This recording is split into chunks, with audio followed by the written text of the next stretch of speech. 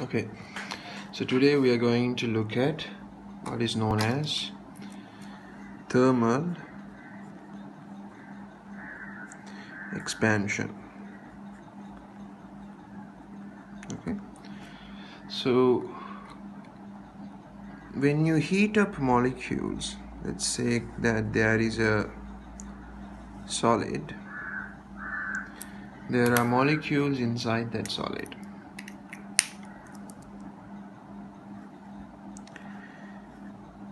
When you give heat to these molecules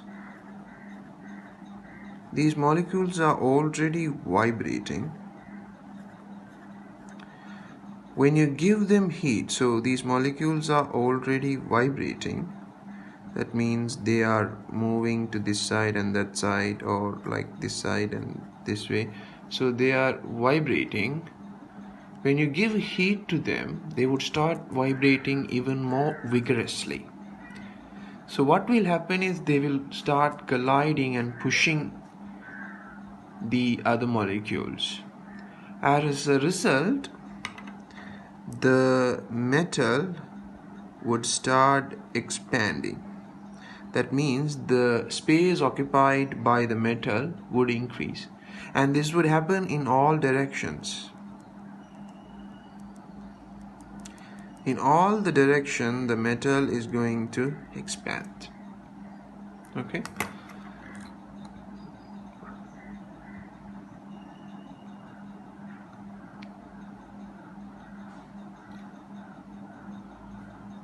You need to be very careful that the volume of the molecule does not change.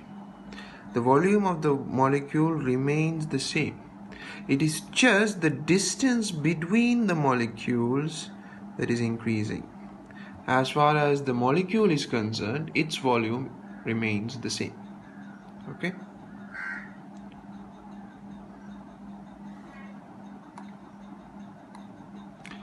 Then what we are going to do is we are going to compare thermal expansion. We're going to compare thermal expansion in solids, liquids, and gases. Now imagine that these molecules, first consider solid. The solid molecules are connected to each other by very strong bonds. The solid molecules are connected to each other by very strong bonds.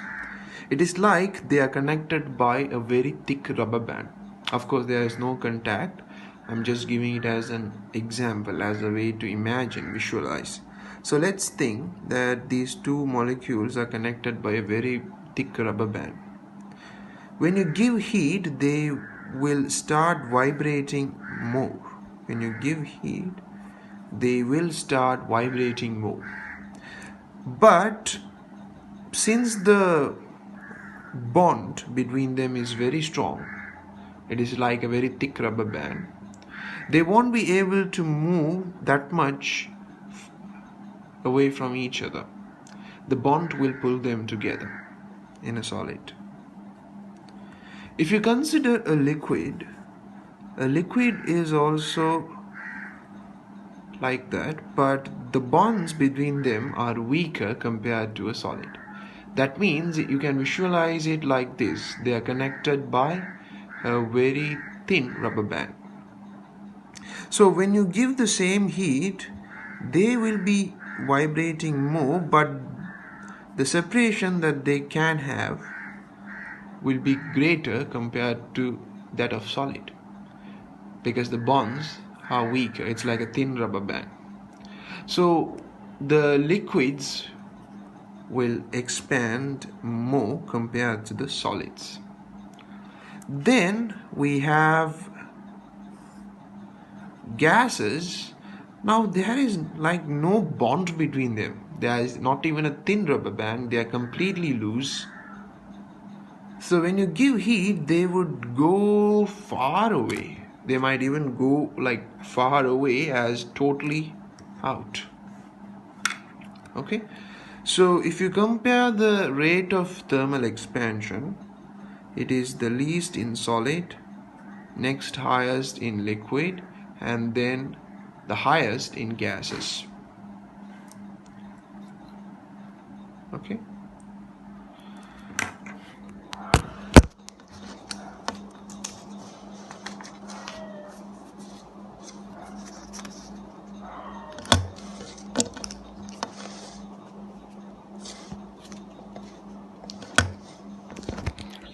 Then pause the video and take a couple of moments to think about how you can apply this beautiful property. Now you might have seen that cartoon. I don't know whether I'm pronouncing it correctly. There's this cartoon, this Pinocchio something. Yeah, this cartoon. So if they tell a lie, his nose will start growing like a magic. But this thermal expansion actually has like very good applications. Just pause the video for a couple of seconds and think how you can make use of this property of nature. One thing that you can do is, you might not have identified, but this mercury in glass thermometer that you are using in your labs, what does it do? It uses the volume expansion. It uses the volume expansion property of the mercury to measure temperature. So that's one use. Then if you think there is something called, now this you might have guessed, but this I think this is the first time you will be coming across this thing. There's something called a bimetallic strip. A bimetallic strip means that we are going to weld together two different types of metals. We are going to weld together two different types of metals. Now let's say there is a contact, and this is kind of connected to a circuit. So it is connected to a battery or some electric circuit. Now when this bimetallic strip is connected, these are two different metals. The red metal and blue metals are two different metals. They are going to expand and their rate of expansion will be different, right? Which means after some time the blue one would expand more. The blue one would expand more. The blue one would expand more compared to the red one. So this is the original length. Now both are expanded, the red and blue, but compared to the expansion of the red, the blue has expanded more. But unfortunately, the ends, both the ends are welded. So it is not possible for the blue one to leave the welding which connects the ends. So if the two metals are kept simply side by side, free of each other, not connected, then this is how they will expand. But since the ends of the bimetallic strips are connected, when the outer one expands more than the inner one, the only possibility for the bond to hold is for it to kind of bend. Because when you bend, obviously the expansion of the outer one can be more than the expansion of the inner one. Now think of a circle.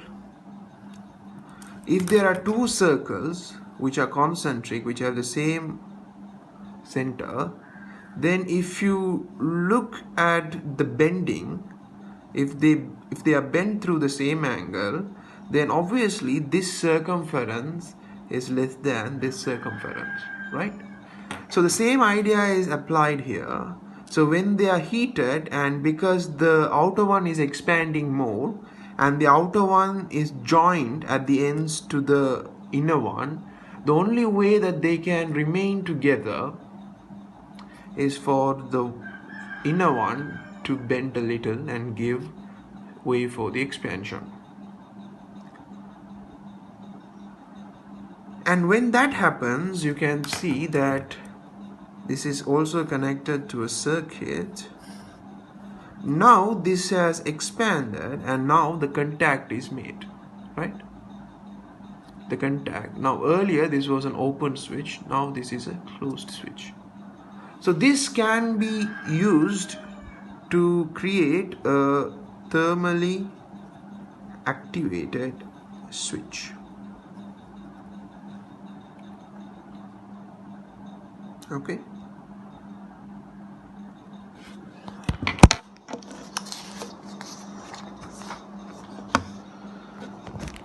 At the same time, there are certain issues with this thermal expansion. Just like how there are these applications and advantages, there are certain issues. For example, the railway tracks. Now, if there is no space left between two neighboring tracks, then when they expand, they are going to kind of create tension, and that might even derail the train. So when the tracks of a train are laid, there is gap left between one track and another track so that the metal can expand. So is the case with bridges.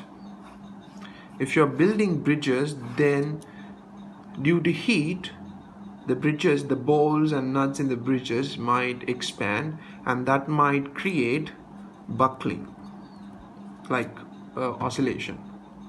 Hence, there also you should leave some space for this expansion.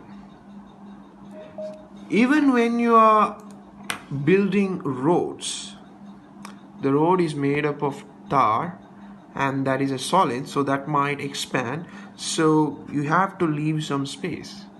In Colombia, you might have come across in earlier days that on very hot days there is some kind of a melting of tar. That is melting, not expansion, but also expansion happens.